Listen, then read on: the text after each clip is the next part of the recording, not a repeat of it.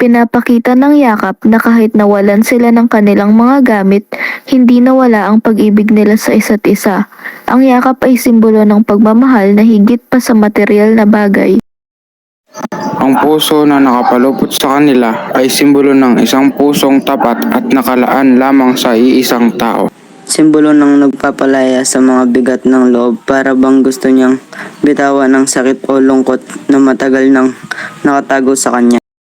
Ipinakita ng luha ng bata ang matinding lungkot na nararamdaman niya dahil sa kawalan ng kalinga at pagmamahal ng tunay na pamilya. Ang pusong nasugatan ay maaari pa ring maghilom. Ang pinay simbolo ng pagbangon, pagpapatawad kahit siya ay inaapi.